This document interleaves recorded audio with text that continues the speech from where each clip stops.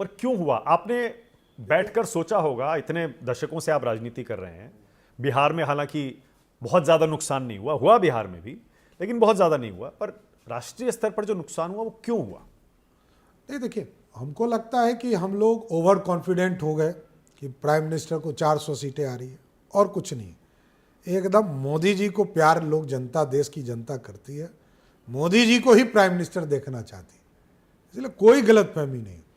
हम हो सकता है कि हम कार्यकर्ता ओवर कॉन्फिडेंट होकर कई सीटें हमने गंवाने का काम किया। 3-4 राज्यों में तो बहुत तगड़ा झटका लगा ना, जैसे यूपी में लगा, बंगाल में लगा, महाराष्ट्र में लगा, राजस्थान में लगा, बिहार में भी सीटें कम हो गई, हरियाणा में कम हो गई, कर्नाटक में कम हो गई। 75% मार्क्स बिहार की जनता ने दिया। हम तो बिहार की जनता को धन्यवाद देते, और भी सीटें जीत सकते थे। ये भी है, आदरणीय नीतीश कुमार जी के साथ जब हम आते हैं तो और भी सीटें जीत सकते हैं।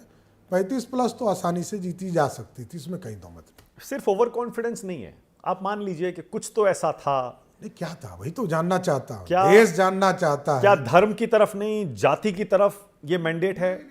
क्योंकि आप धर्म की तरफ चुनाव लड़ते हैं, विपक्ष ने पूरा जाति की तरफ चुनाव लड़ा। कुछ नहीं है, उन लोग के पास जाति भी नहीं है।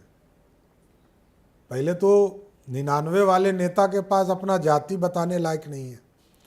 दूसरे जो लोग हैं वो प्राइवेट लिमिटेड कंपनी जाति चलाते हैं, हम और एक बगल वाला। इसके बाद उनको कोई मतलब नहीं है पूरे राष्ट्र से, कोई दूसरी जातियों से कोई लेना देना नहीं।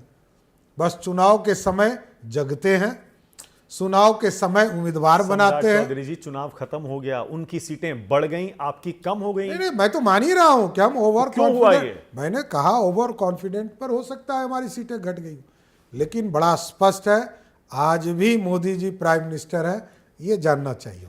बिहार में क्या इक्वेशन जेडीयू के साथ आपका बदल गया है? क्योंकि पहले जेडीयू सिर्फ एक सहयोगी था, अब वो सहयोगी है जिसके समर्थन वापस लेने से सरकार गिर सकती है। नहीं, पूरी तरह एनडीए एक है, और नीतीश कुमार जी के साथ हम बहुत कंफर्टेबली बिहार की राजनीति को चला रहे हैं। और नीतीश जी को 1996 से भाजपा का गठबंधन प्राप्त है, और बहुत सॉफ्टली आप देखते होंगे जब भी एनडीए का स्वरूप बनता है, नीतीश कुमार जी कंफर्टेबल होकर सरकार चलाते हैं। फिर चले भी जाते हैं, फिर आ जाते हैं, फिर चले जाते हैं, फिर आ जाते हैं। उस समय की स्थिति हो सकती है। आज नरेंद्र मोदी जी के नेतृत्व में और नीतीश कुमार जी के नेतृत्व में बिहार आगे बढ़ रहा है। 2014 में नरेंद्र मोदी के नाम पर ही नीतीश बाबू एनडीए छोड़कर गए थे। 17 में आ गए थे। तो हम इस बार क्या गारंटी है कि नहीं जाएंगे? नहीं, एकदम। देखिए, मैं ये कह रहा हूं कि राजनीति, नीतीश कुमार जी आज एनडीए के साथ खड़े हैं, बिहार विकास की ओर जा रहा है, और हम विकास के लिए नीतीश कुमार जी से समझौते कर। आप बार बार पूछते हैं ना कि मुख्यमंत्री भाजपा का क्यों? सिर्फ विकास, विकास और विकास। तो बीजेपी का सीएम विकास नहीं कर पाएगा? नहीं, दूसरे तरफ जो एक ताकत खड़ी है वो विनाश के लिए जानी जाती है।